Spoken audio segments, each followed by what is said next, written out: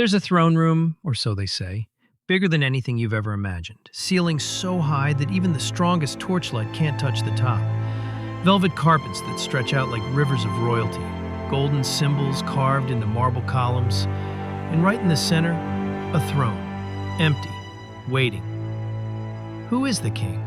Why is he hiding? Is he testing us? Is this all part of some trial? Every room in this palace feels like a puzzle. One room holds nothing but mirrors. Not a single reflection matches your movement. Another has ticking clocks, all set to different times. And then there's the Hall of Whispers. Yeah, that's real.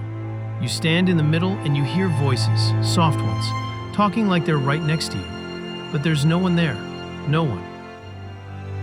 Still, we press on.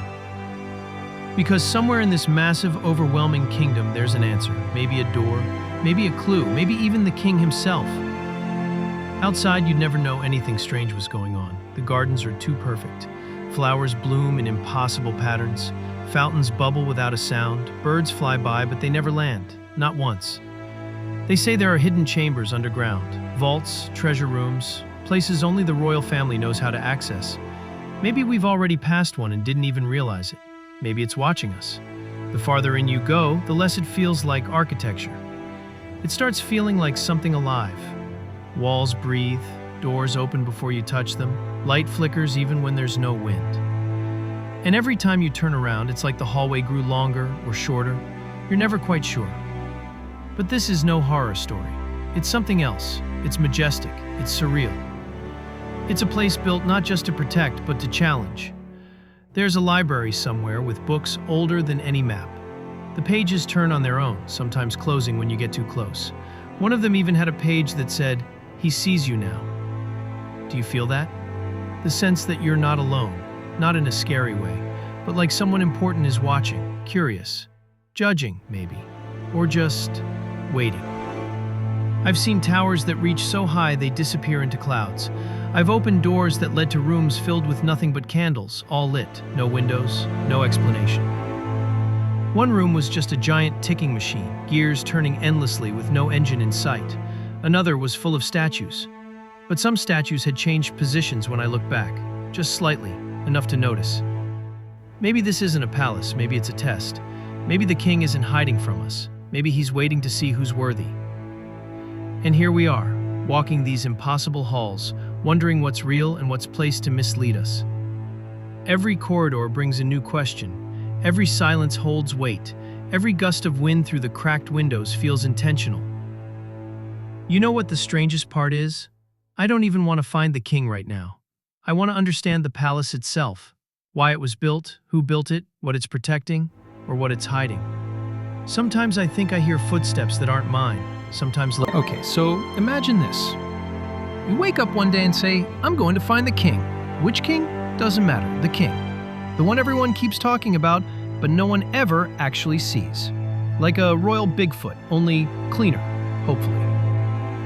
So here I am, standing in front of the biggest, fanciest, most ridiculously oversized palace you've ever seen in your life. I'm not even kidding. It's not a house. It's a continent with windows. You don't walk into this place. You migrate. The front door alone is the size of my apartment building. Who even needs a door that big? What's the king doing? Riding dinosaurs indoors? Does he throw birthday parties for dragons? And let me tell you, I knock on the door, obviously expecting someone royal to answer, and guess what I hear? Nothing. Not a single footstep. No guards. No music. No welcome, your majestic visitor. Just wind. Spooky, dramatic wind. Like the palace paid extra for atmospheric sound effects.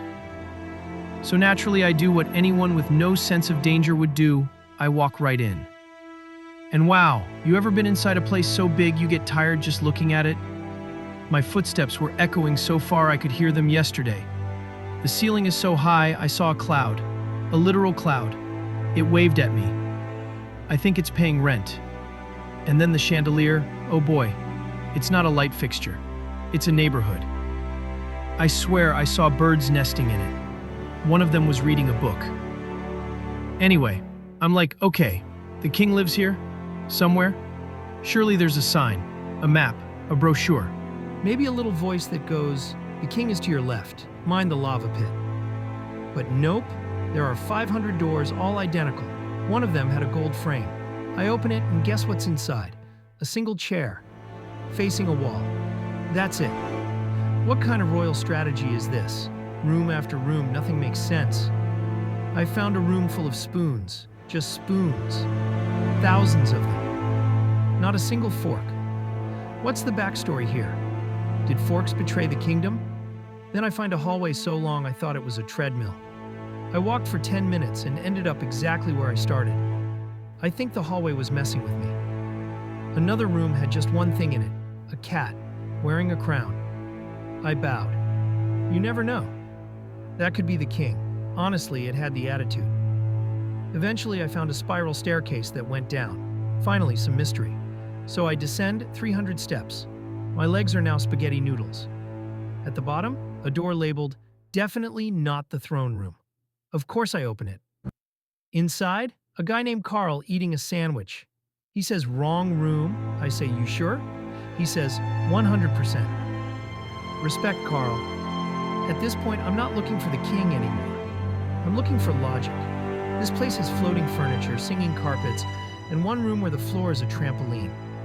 I almost bounced into a chandelier. Again. Oh, and the art. Don't get me started on the art. Every painting in this palace is staring at you. Not in a mysterious royal legacy kind of way. I mean actively. One of them winked. I blinked. He blinked back. We're dating now, I guess. One room had a giant clock, not telling time, just spinning like a roulette wheel. I don't know if I was supposed to gamble or run. I did both, fell into a fountain. And where is the king in all this? Hiding, laughing, invisible. Has he been turned into a squirrel? I wouldn't be surprised. There was a squirrel earlier. Looked wise. Once upon a time, there was a super-duper huge palace. Not just big, not just really big, but so big it needed its own zip code. People would look at it and say, "Whoa, that's not a house, that's a mountain wearing windows." Inside that palace, someone very important was supposed to live. A king. A kind king. A royal king. A king who loved cookies and ducks. But the funny thing was, no one could ever find him. So one brave, curious, and kind of silly explorer decided to go inside the palace and look for him. That explorer? That's me. Yup. And let me tell you, this was not your regular king-finding mission. This was the most giggle-filled, banana-slipping, upside-down adventure you could imagine. First, I knocked on the palace door. Knock, knock. It made a sound like a tuba sneezing, but no one answered. So I pushed it open. It creaked like a mouse stretching in the morning. And then, whoosh, the wind blew my hat off and into a chandelier, which, by the way, had a family of birds living in it. One of them waved, "Nice bird." The entrance hall was enormous. The floor was shiny like jelly, and my shoes went squeak squeak with every step. I tiptoed. Still squeaked. I tried hopping, louder squeak. I even tried crawling like a snail. The floor laughed. No, really, it went, hee hee hee. I took a left turn, then a right turn, then spun in a circle because the hallway was shaped like a cinnamon roll. Every wall had pictures. One showed a frog wearing a crown, another showed the king riding a unicycle with a chicken on his head. "Interesting style," I whispered. Suddenly a door popped open. All by itself, a talking teacup popped its head out. "Looking for the king?" it asked. I nodded. "Wrong wing," it said. "Try the one with the bouncy carpet." So I bounced away, boing, boing, until I reached a room filled with mirrors. I waved. My reflection waved back, but one mirror me didn't. He just danced, then dabbed, then vanished. Weird. The next room was full of bananas. Yep, bananas. All standing upright, in little suits, playing violins. Am I dreaming? I asked a banana. It said, "We all are, friend. We all are." Moving on, I slid down a twisty slide. It smelled like bubblegum, landed in a library where books flew like butterflies, and asked a sleepy-looking encyclopedia, "Have you seen the king?" Zzz. "He's probably in the room of giggles," it mumbled. So I tiptoed to the room of giggles. The door tickled me as I opened it. Inside were balloons, jelly bean chairs, and a llama wearing sunglasses. "King?" I asked. "Nope," said the llama. "Try the pillow fortress." I did. The fortress was massive. Built with fluffy, squishy, bouncy pillows stacked so high I needed a trampoline just to reach the second floor. When I bounced to the top, boing, I found a note that said, "Try the ice cream parlor." So I did. 42 flavors. I tried broccoli strawberry. It was brave. I asked the ice cream scoop if it had seen the king. He passed by, it said, riding a flamingo. Looked serious. A flamingo? I raced down the halls, chasing little pink feathers. I turned a corner and wham, ran into a penguin in roller skates. "Slow down," he shouted. "The king doesn't like messy hair." I stopped, fixed my hair, kept going. Room after room, no king. One room had dancing socks. One had a bouncy orchestra. One was filled with rubber ducks who kept quacking the alphabet. I laughed so much I had to sit. The chair said, "Ticklish," and wiggled. Finally, I found a golden staircase that sang with each step. "Giremi fa," I shouted. "King, are you up there?" No answer. I climbed to the top, opened the final door, and there he was, sitting on a throne made of marshmallows, wearing pajamas, eating cereal. "Hi," I said. "Oh, you made it," he grinned. "I've been hiding all morning. You're really good at this." "Thanks. Want some cereal?" "Only if it's not broccoli flavor." He laughed, gave me a golden spoon. And we ate cereal together while ducks marched in a line and the room played music from a kazoo band. And that, dear listener, is how I found the king. The end.